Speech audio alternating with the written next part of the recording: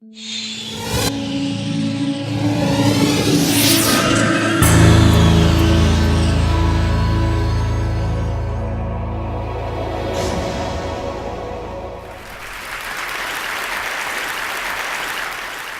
Academy is most known for its collection of videos, so before I go any farther, let me show you a little bit of a montage. So the hypotenuse is now going to be 5. This animal's fossils are only found in this area of South America, a nice clean band here, and this part of Africa. We could integrate over the surface, and the notation usually is a capital sigma. National Assembly, they create the Committee of Public Safety, which sounds like a very nice committee. Notice this is an aldehyde, and it's an alcohol. Start differentiating into effector and memory cells. A galaxy. Hey, there's another galaxy. Oh, look, there's another galaxy. And for dollars is their $30 million plus the $20 million from the American manufacturer. If this does not blow your mind, then you have no emotion.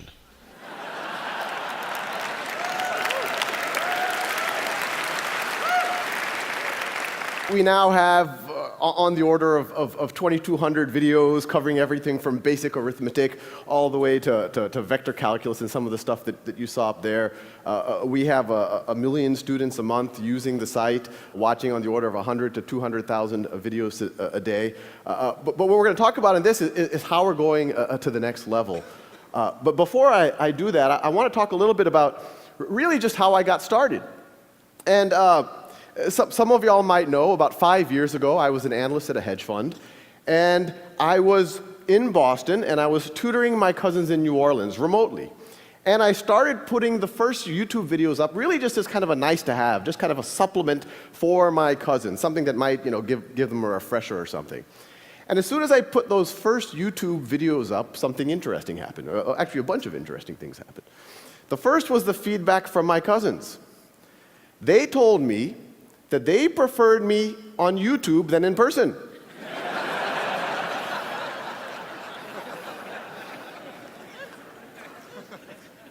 and once you get over the backhanded nature of that, there was actually something very profound there. They were saying that they preferred the automated version of their cousin to their cousin.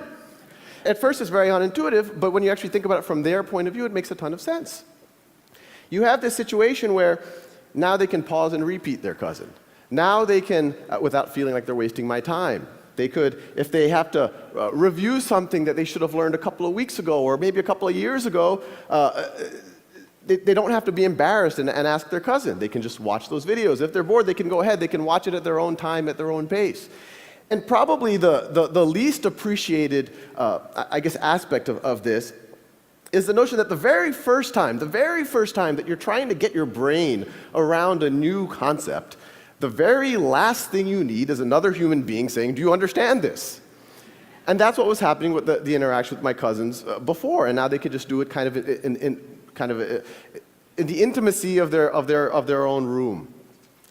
The other thing that happened is, I put them on YouTube just for the, I saw no reason to make it private, so I let other people watch it, and then people started stumbling on it, and I started getting some comments and some letters and all sorts of kind of feedback from random people around the world, and these are just a few. This is actually from one of the original calculus videos, and someone wrote just on YouTube, it was a YouTube comment, "First time I smiled doing a derivative." And let's pause here. This person did a derivative, and then they smiled. And then in response to that same comment, this is on the thread, you could go on YouTube and look at these comments, someone else wrote, "Same thing here. I actually got a natural high and a good mood for the entire day. Since I remember seeing all of this matrix text in class, and here I'm all like, I know Kung Fu." And we got a lot of feedback along those lines. It's clearly it was helping people. But then as the viewership kept growing and kept growing, I started getting letters from people, and it was starting to become clear that it was actually more than just a nice to have. This is just an excerpt from one of those letters. "My 12-year-old son has autism and has had a terrible time with math. We have tried everything, viewed everything, bought everything. We stumbled on your video on decimals, and it got through. Then we went on to the dreaded fractions. Again, he got it. We could not believe it. He is so excited. And so you can imagine, here I was, an analyst at a hedge fund. It was very strange for me to do something of social value. So,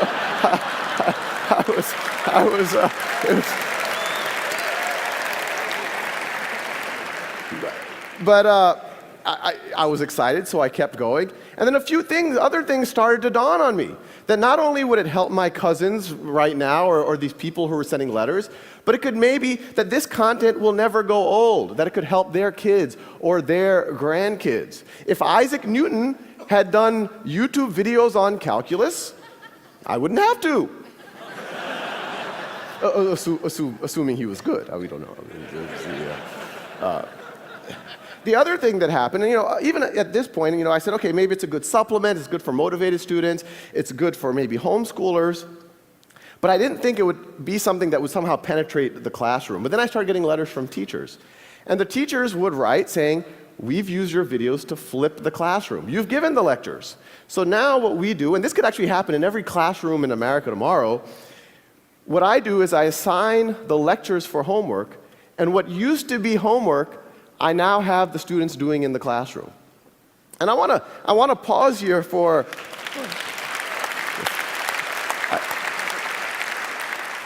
I want to pause here for a second because there's a couple of interesting things. One, when those teachers are doing that, there's the obvious benefit. There's the benefit that now their students can enjoy the videos in the way that my cousins did. They can pause, repeat at their own pace, at their own time. But the more interesting thing, and this is the unintuitive thing when you talk about technology in the classroom, by removing the one-size-fits-all lecture from the classroom and letting students have a self-paced lecture at home, and then when you go to the classroom, letting them do work, having the teacher walk around, having the peers actually be able to interact with each other, these teachers have used technology to humanize the classroom.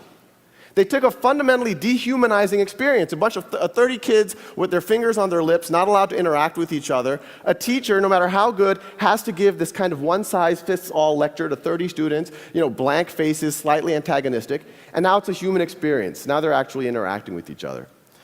So once the Khan Academy kind of, I quit my job and we turned into a real organization, we're a not-for-profit, the question is, how do we take this to the next level? How do we take what those teachers were doing to their natural conclusion?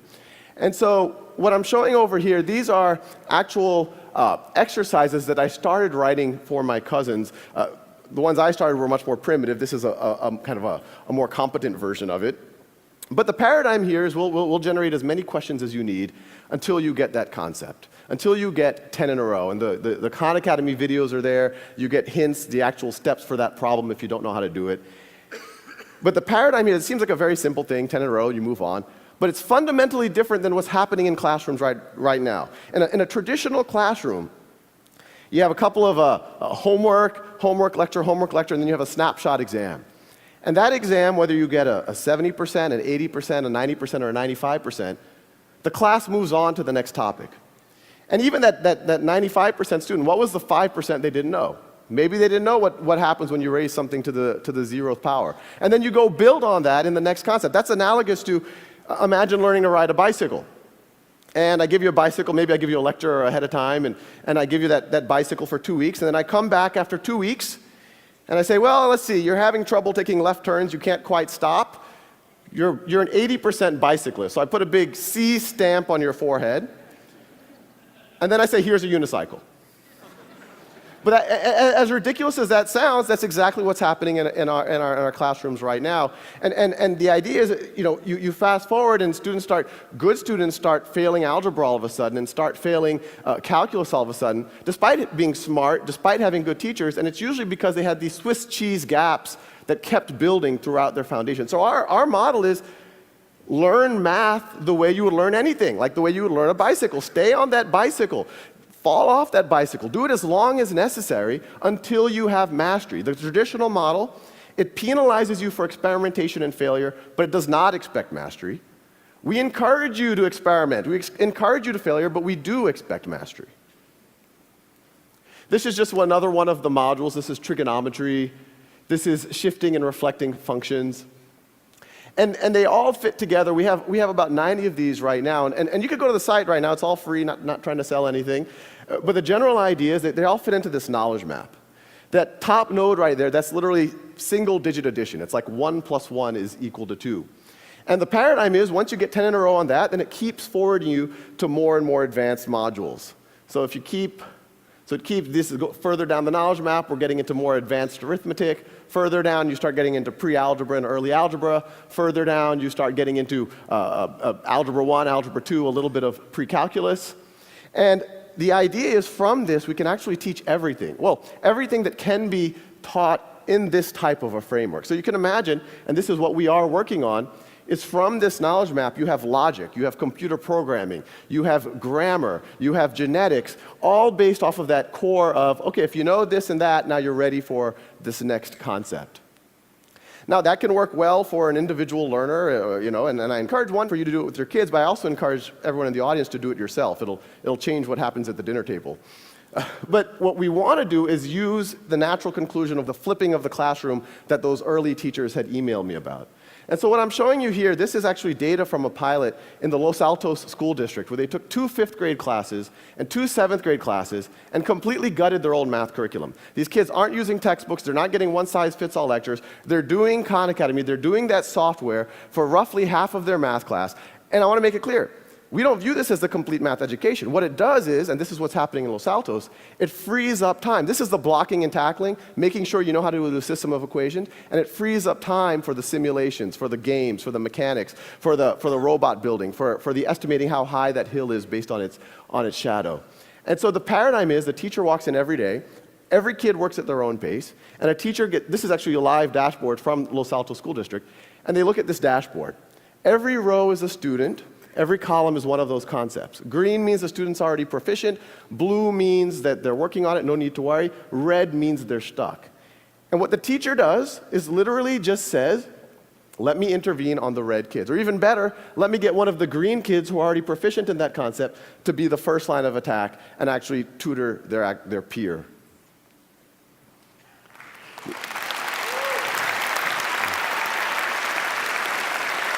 Now, I kind of come from a very data-centric reality, so we don't want that teacher to even go and intervene and have to ask the kid awkward questions. Oh, what do you not understand, or what do you do understand, and all of the rest.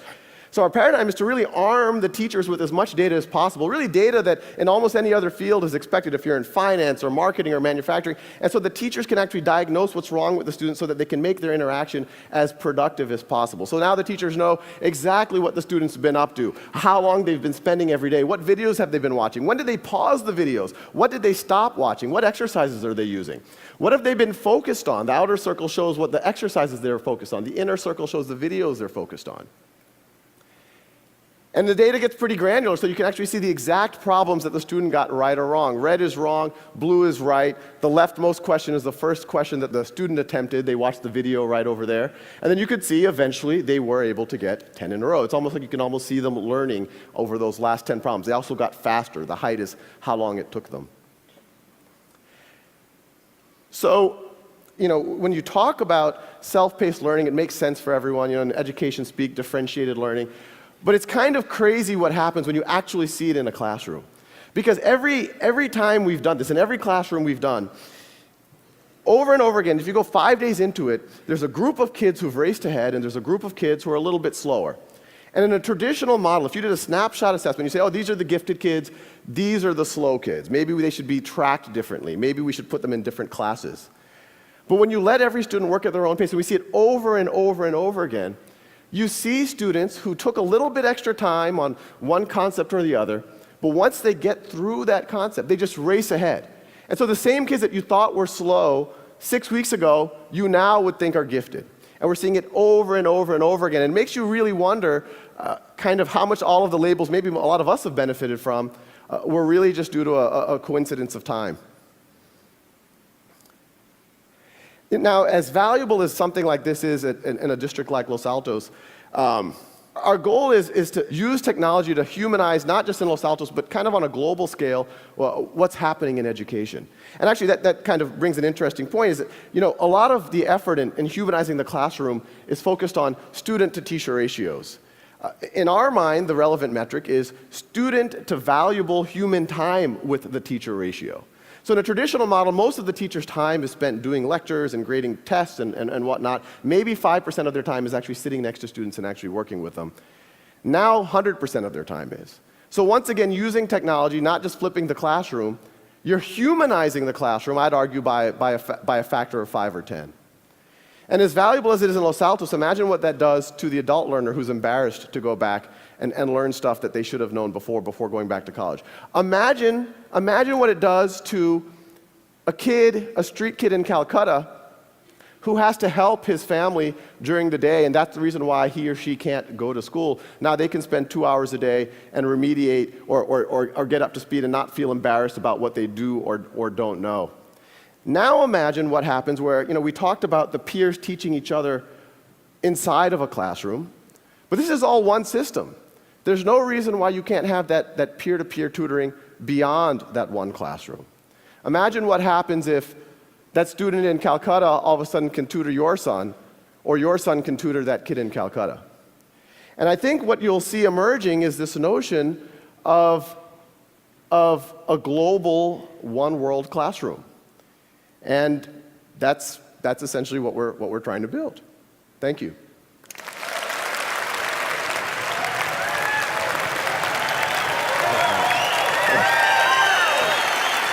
I'll ask you about 3 or 4 questions, so we got plenty of time. Okay.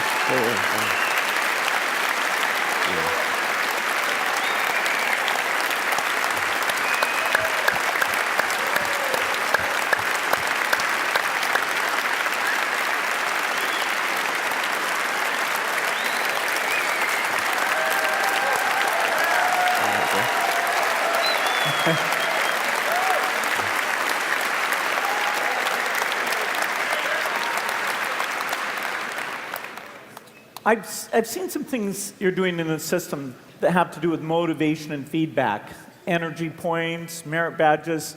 Tell me what you're thinking there. Oh yeah, no, we have an awesome team working on it. It's not, and I have to make it clear, it's not just me anymore. I'm still doing all the videos, but we have a kind of a rock star team doing the software. Yeah, we've put a bunch of game mechanics in there where you get these badges. We're going to start having leaderboards by areas, and you get points. And it's actually been pretty interesting. Just the wording of the badging or how many points you get for doing something, we see on a system-wide basis like tens of thousands of like 5th graders or 6th graders going one direction or another depending on what badge you give them. And the collaboration you're doing with Los Altos, how did that come about? Yeah, no, Los Altos has been it was kind of crazy. They once again, I didn't expect it to be used in classrooms. Someone from their board came and said, oh, what would you do if you had carte blanche in a classroom? And I said, well, I would just, every student work at their own pace on something like this. We'd give a dashboard, and they said, oh, this is kind of radical. We have to think about it. And me and the rest of the team were like, oh, they're never going to want to do this. But literally the next day, they're like, can you start in 2 weeks? And so So it's fifth grade math is where that's going on right now? It's 2 5th grade classes and 2 7th grade classes. And I think they're doing it at the district level. And I think what they're excited about is they can now follow these kids. It's not an only in-school thing. I mean, we've even, on Christmas, we saw some of the kids were doing, and we can track everything. So they can actually track them as they go through the entire district, through the summers, as they go from one teacher to the next. You have this continuity of data that even at the district level they can see. So some of those views we saw were for the teacher to go in and track actually what's going on with those kids. So you're getting feedback on those teacher views to see what they think they need? Oh yeah, actually, most of those were kind of specs by the teachers. We made some of those for students so they could see their data, but we have a very tight design loop with the teachers themselves, and they're literally saying, hey, this is nice, but I like that focus graph. A lot of the teachers said, I have a feeling that a lot of the kids are jumping around and not focusing on one topic, so we made that focus diagram for them. So it's all been teacher driven. It's been pretty crazy. Is this ready for prime time? Do you think a lot of classes next school year should try this thing out? Yeah, it's ready. We got 1 million people on the site already, so we can handle a few more. And no reason why it really can't happen in every classroom in America tomorrow. And the vision of the tutoring thing, the idea there is if I'm confused about a topic, somehow right in user interface, I'd find people who are volunteering, maybe see their reputation, and I could schedule and connect up with those people. Absolutely, and, and this is something that I recommend everyone in this audience to do is those dashboards that teachers have, you can go log in right now and you can essentially become a coach for your kids, your nephews, your cousins, or maybe some kids at the Boys and Girls Club. And yeah, you can start becoming a mentor or tutor really immediately, but yeah, it's all there. Well, it's amazing. I think you've just got a glimpse of the future of education. Thank you. Oh, thank you.